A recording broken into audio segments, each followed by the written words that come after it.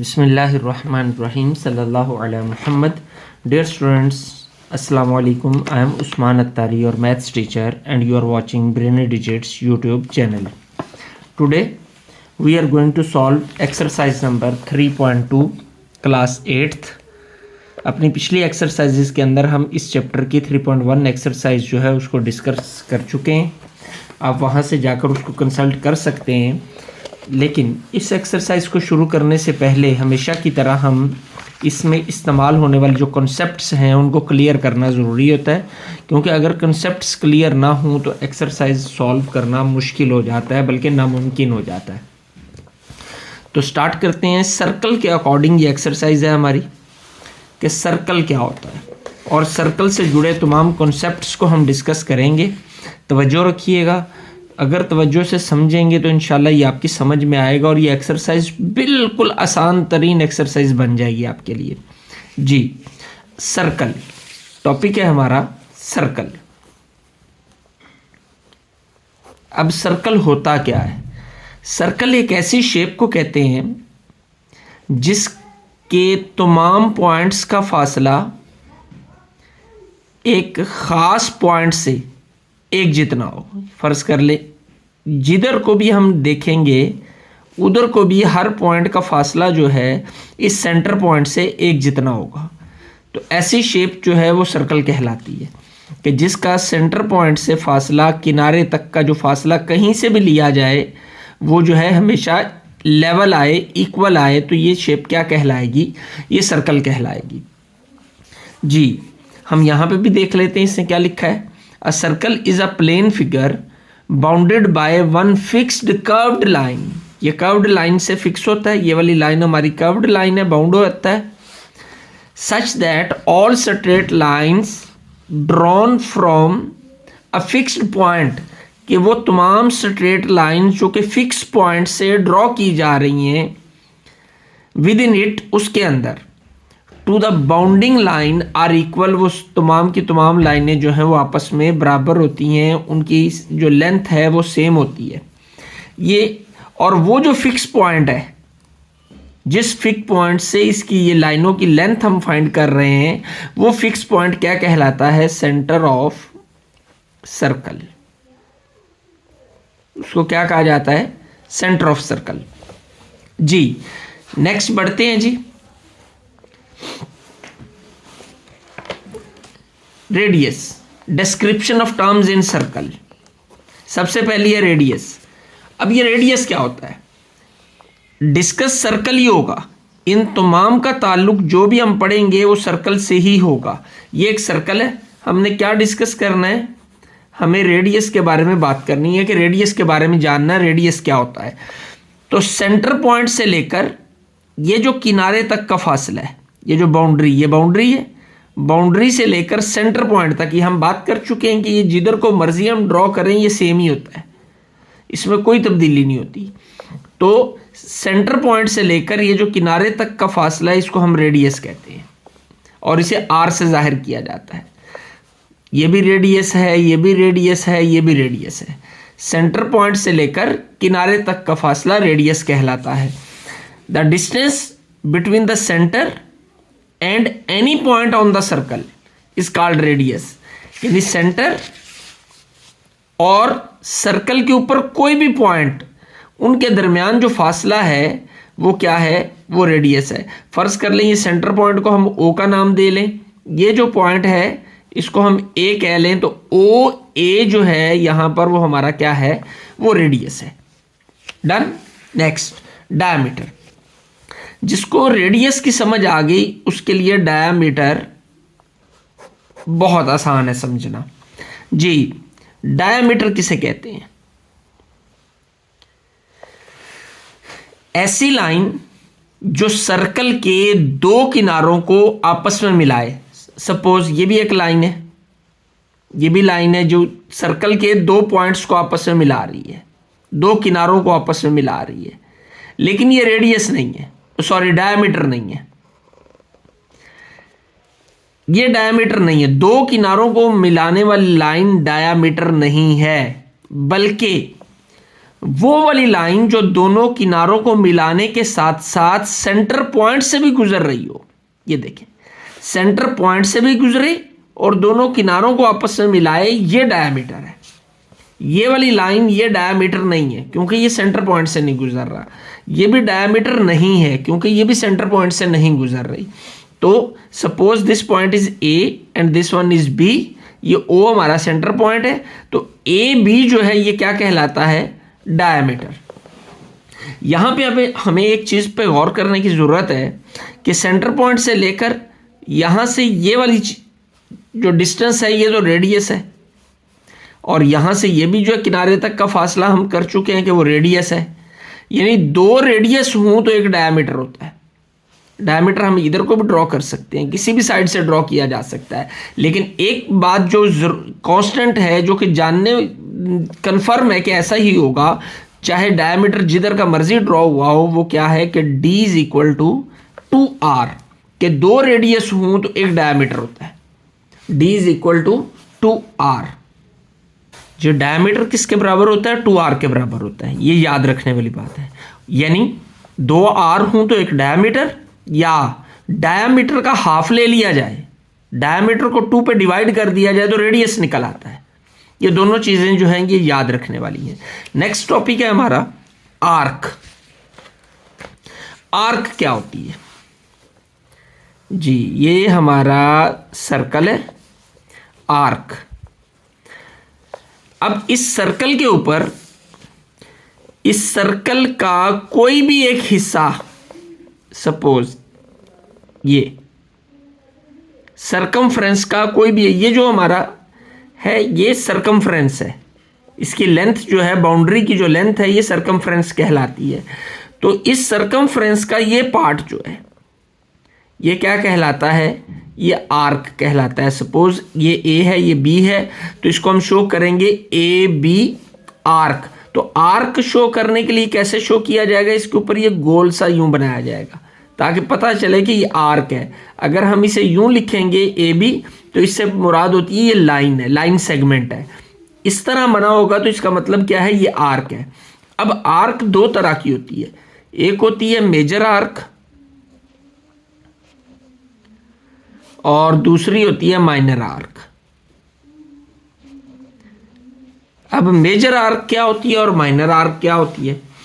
Major arc वो arc है जो कि निस्फ दायरे से, यानी हाफ सर्कल से ज्यादा हो।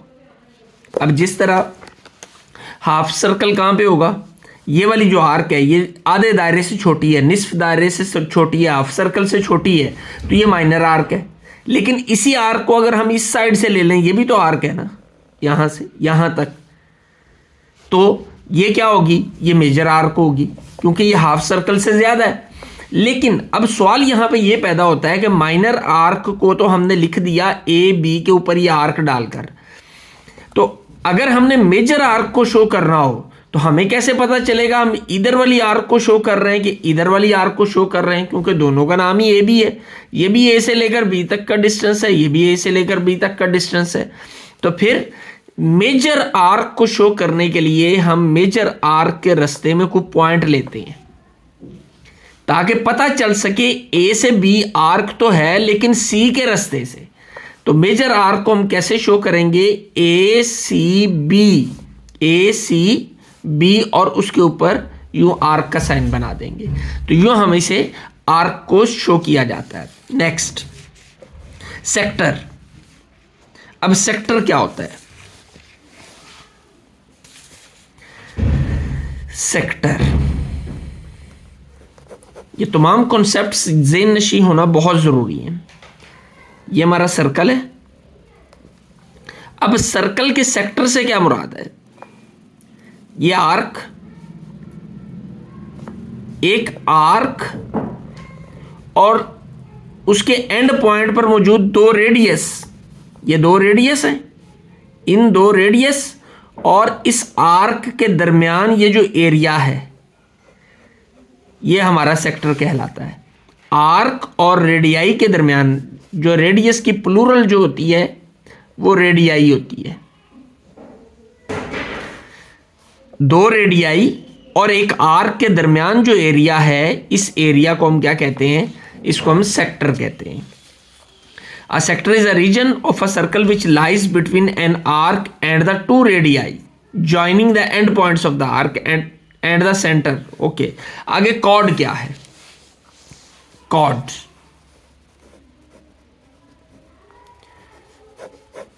जी, chord किसे कहते हैं? chord कहते हैं सर्कल, चूंकि तमाम का ताल्लुक सर्कल से ही है इसलिए हमें हर बार पहले सर्कल बनाना पड़ता है। हमने पढ़ा था ऐसी लाइन जो सर्कल के दोनों किनारों को टच करे लेकिन सेंटर पॉइंट से भी गुजरे, वो लाइन क्या कहलाती है? वो लाइन सेगमेंट क्या कहलाता है? वो कहलाता है डायामीटर। ये हम ऑलरेडी ये डिस्कस कर चुके हैं कि डायामीटर क्या होता है, ये हम जान चुके हैं। लेकिन ऐसी लाइन जो सर्कल के दोनों किनारों को टच तो करे लेकिन सेंटर पॉइंट से ना गुजरे, सेंटर पॉइंट से गुजरने वाला डायामीटर, और जो सेंटर पॉइंट से नहीं गुजर रही लेकिन दो किनारों को टच कर रही है, वो लाइन सेगमेंट जो है उसे हम क्या कहते हैं? उसे हम कॉर्ड कहते हैं। बात clear? Next, chord, a line segment joining 2 points on a circle is called a chord of the circle. Okay जी। सेमी सर्कल, सेमी सर्कल किसे कहते हैं? आधे सर्कल को, जिसकी डिग्री 180 होती है, वो हमारा सेमी सर्कल कहलाता है। सेगमेंट जी, सेगमेंट, सेगमेंट को डिस्कस करने से पहले मैं चाहूंगा कि हम रिवाइज कर लें कि सेक्टर क्या होता है। सेक्टर क्या था? आर्क और दो रेडियाई के दरमियान आने वाला जो इलाका है, जो एरिया है, जो रीजन है, वो क्या है? वो सेक्टर है। दो रेडियाई और आर्क के दरमियान जो रीजन है वो क्या कहलाता है? सेक्टर। लेकिन सेगमेंट जो है वो किसको कहते हैं? सेगमेंट कहते हैं किसी कॉर्ड, ये कॉर्ड है क्योंकि सेंटर पॉइंट से नहीं गुजर रही, कॉर्ड और आर्क के दरमियान वाला ये जो रीजन है ये आपका सेगमेंट कहलाता है। सेक्टर और सेगमेंट की यकीनन आपको समझ में आ गई होगी। ये सेगमेंट, सेक्टर क्या होता है? दो रेडियाई, ये दो रेडियाई और ये आर्क, इन दोनों के दरमियान आने वाला ये जो एरिया है ये क्या है? ये सेक्टर है। लेकिन ये कॉर्ड और इस आर्क के दरमियान आने वाला ये जो रीजन है ये क्या है? ये सेगमेंट है। डन। नेक्स्ट, सीकेंट जी।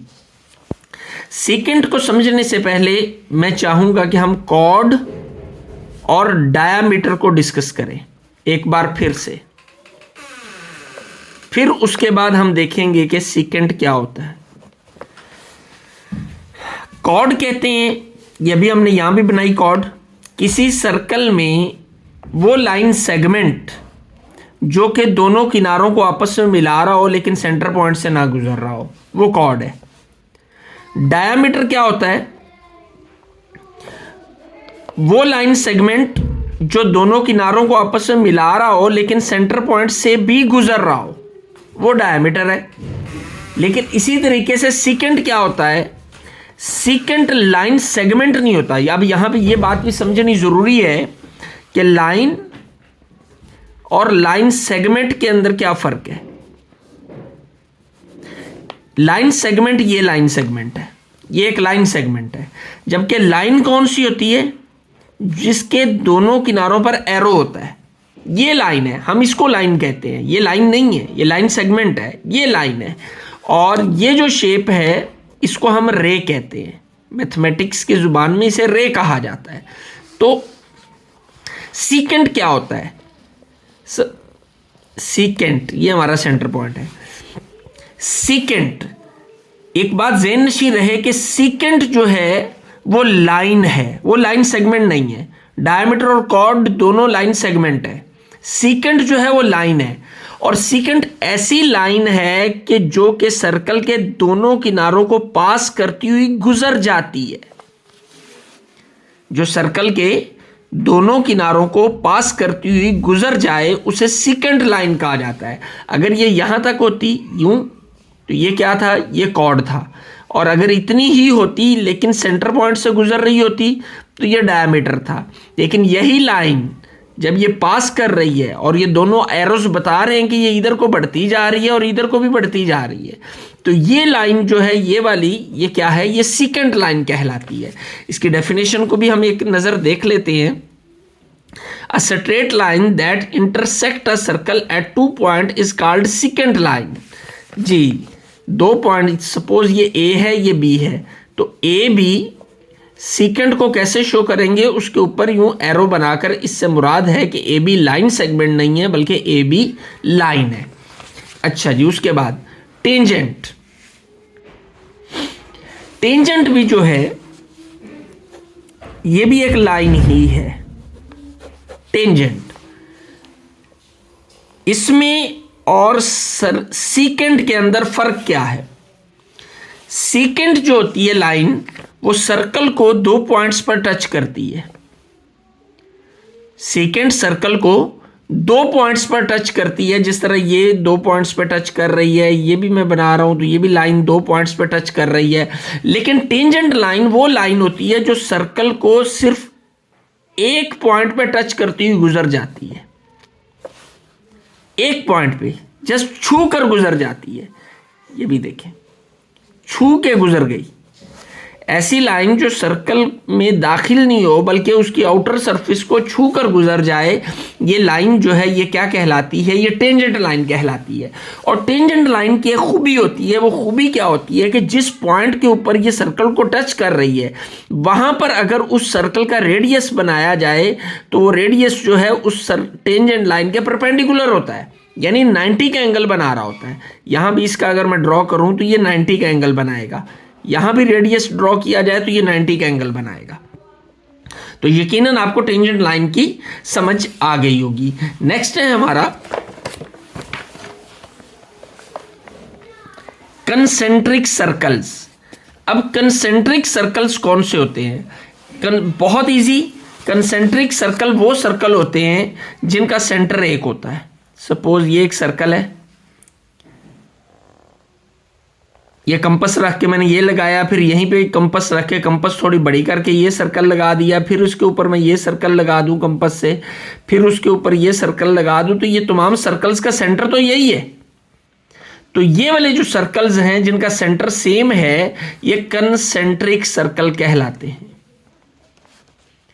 कंसेंट्रिक सर्कल्स जी। तो ये हमारा जो है सर्कल के रेलिवेंट जो हमारे कॉन्सेप्ट थे उसको हमने क्लियर किया। अब इसमें नेक्स्ट एक चीज जो हमारे पास आ रही है वो है सेंट्रल एंगल। अब सेंट्रल एंगल क्या होता है? ये सर्कल, हम सर्कल का सेक्टर बनाते हैं। सेक्टर क्या होता है ये हम कर चुके हैं कि 2 रेडियाई और आर्क के दरमियान जो एरिया होता है वो सेक्टर होता है।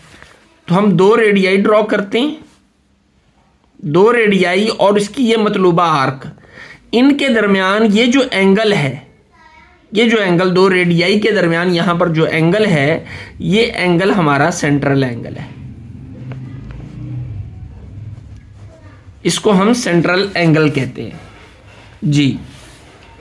जी। नेक्स्ट है हमारा आर्क लेंथ। अब हमें कहा जाता है कि ये एक सर्कल है, इसकी ये आर्क है, इस आर्क की लेंथ फाइंड करें, इस आर्क की लंबाई मालूम करें। तो आर्क लेंथ के लिए हमारे पास ये फार्मूला यूज होता है, arc length is equal to, इसको एल से जाहिर किया जाता है, x/360 मल्टीप्लाई बाय 2πr। ये फार्मूला इसको याद करना होगा। Arc length is equal to x/360 multiply by 2πr। Pi की वैल्यू जो है वो हमारी 22/7 होती है। आर रेडियस है और x क्या है यहां पर? x जो है वो सेंट्रल एंगल है। ये देखें, where x is the central angle measure and r is the radius of the circle. x central angle है। देखें ये किस तरह निकाला गया फार्मूला, ये यहां से देखते हैं। x/360, ये 360 क्या है? एक सर्कल की टोटल डिग्रीज जो होती हैं वो 360 होती हैं। 360 एंगल को ये कवर अप करता है एक सर्कल।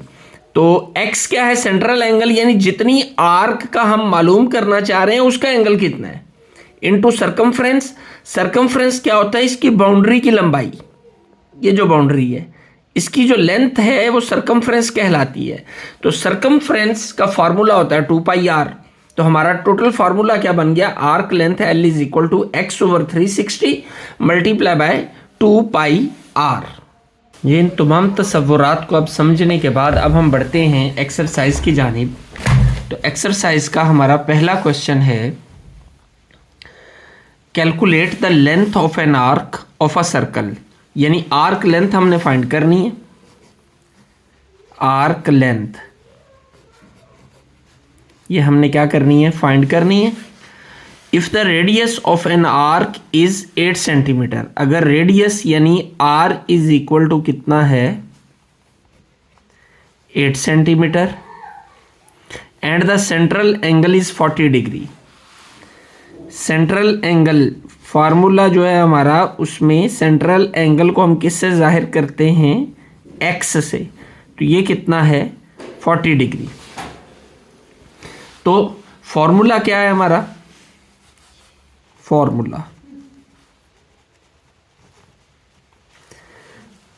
आर्क लेंथ यानी L is equal to x/360 multiply by 2πr। जी, आर्क लेंथ तो हमने फाइंड करनी है।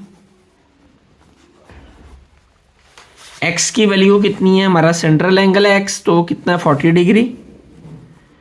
40/360 multiply by 2 multiply by pi की वैल्यू कितनी होती है? 22/7 मल्टीप्लाई बाय r कितना है हमारा? 8 सेंटीमीटर। तो यहाँ पर आ जाएगा 8। ये 0 इस 0 से कैंसिल हो जाएगा। 4 1s are 4, 4 9s are 36। तो क्या बचा हमारे पास? ऊपर 2 multiply by 22 multiply by 8 over नीचे क्या है? 9 मल्टीप्लाई बाय 7। जी, तो मल्टीप्लाई करते हैं। आर्क लेंथ किसके इक्वल आएगी? इन 22 मल्टीप्लाई बाय 2 44, 44 मल्टीप्लाई बाय 8 352 आ जाएगा ओवर 9 7s are 63। तो आर्क लेंथ हमारी किसके इक्वल आ जाएगी? इसको जब हम डिवाइड करेंगे, इन दोनों को डिवाइड करने से हमारा आंसर आ जाएगा 5.59 सेंटीमीटर। ये डिवाइड आप रफ वर्क में कर सकते हैं खुद से। तो यूँ हमारा पहला क्वेश्चन कंप्लीट हो गया। Question number 2, if central angle of a sector of a circle is 36, यानी x इज इक्वल टू हमारा सेंट्रल एंगल कितना है? 36, एंड r इज यानी radius is 15 centimetre. r is equal to 15 centimetre. Then what will be the arc length? तो arc length हमें find करनी है। बिल्कुल पहले क्वेश्चन की तरह सेम क्वेश्चन है हमारा। फार्मूला लिखेंगे, arc length L is equal to x/360 multiply by 2πr। ये हमने फार्मूला अप्लाई कर दिया। वैल्यूज पुट करें। आर्क लेंथ x की जगह पे क्या आएगा? 36 degree over 360 multiply by 2। Pi की वैल्यू कितनी होती है? 22/7 मल्टीप्लाई बाय r कितना है? 15। ये काटते हैं, 36 1, ये 10 आ जाएगा। 2 1 2 5 5 1 5 3 कट गया। ऊपर हमारे पास क्या बच गया? 22 और 3 ओवर डिनोमिनेटर में हमारे पास क्या बचा? 7। 22 मल्टीप्लाई बाय 3 हो जाएगा 66 डिवाइडेड बाय 7। तो आर्क लेंथ हमारी किसके इक्वल आ गई?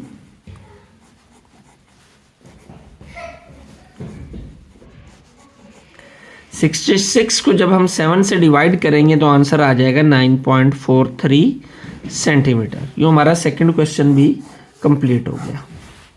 Question number 3, Salim marks an arc of length 8 centimetre. Salim एक 8 सेंटीमीटर की आर्क लगाता है। आर्क लगाता है यानी आर्क की लेंथ कितनी है हमारी?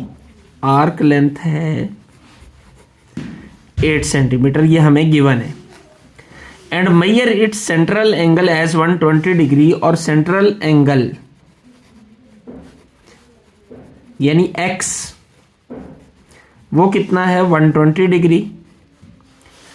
तो what is radius of arc? तो रेडियस r हमने फाइंड करना है, ये फाइंड करना है। तो फॉर्मूला अप्लाई करेंगे, बिल्कुल सेम क्वेश्चन है पिछले जैसा ही, बस इसमें r फाइंड करना है, उसमें हमने आर्क लेंथ फाइंड करना होता था। Arc length is equal to x over 360 multiply by 2 pi r जी। x की जगह पर क्या आएगा? 120 ओवर 360,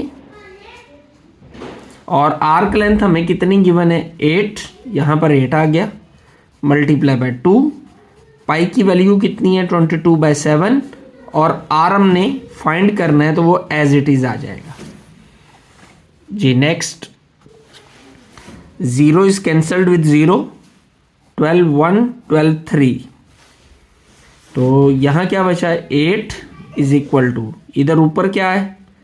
22 मल्टीप्लाई बाय 4 44 हो जाएगा, मल्टीप्लाई बाय आर आ जाएगा, ओवर 7 3s आर 21 जी। ये 21 इधर आके मल्टीप्लाई होगा 8 से, तो क्या हो जाएगा? 8 मल्टीप्लाई बाय 21, और 44 इधर मल्टीप्लाई हो रहा है तो इधर आकर नीचे आ जाएगा, यानी डिवाइड हो जाएगा। तो हम इसे सिंप्लीफाई करते हैं, 2 4 2 2 2 1, अगेन 2 2s आर 4, 2 1 2 1, तो क्या बचा? 21 मल्टीप्लाई बाय 2 क्या आएगा? 42 over 11 is equal to r. तो जब 42 को 11 से डिवाइड किया जाता है तो आंसर हमारे पास क्या आएगा? 3.82 centimetre is equal to r, और इसे हम यूं भी लिख सकते हैं, r is equal to 3.82 centimetre. यूं हमारा ये क्वेश्चन नंबर 3 भी जो है सॉल्व हो गया। यकीनन इस वीडियो को आपने बहुत पसंद किया होगा और बहुत अच्छे से आपको इस दायरे के तसव्वुरात की समझ आई होगी, और इन क्वेश्चंस को भी आपने बहुत अच्छे से अंडरस्टैंड कर लिया होगा। तो अगर आपको वीडियो पसंद आई है तो लाइक, शेयर और सब्सक्राइब करना नहीं भूलना, और बेल आइकॉन के बटन को लाजमी प्रेस करें ताकि लेटेस्ट वीडियोस के जो नोटिफिकेशन है वो आप तक पहुंचते रहें। आपका एक लाइक, आपका एक शेयर करना, आपका सब्सक्राइब करना, आपका कमेंट सेक्शन में कमेंट करना मैटर करता है, और उसका मुझे मेरे चैनल को बूस्ट करने में बहुत फ़ायदा होता है। अल्लाह आपका हामी नासिर हो। अस्सलाम वालेकुम।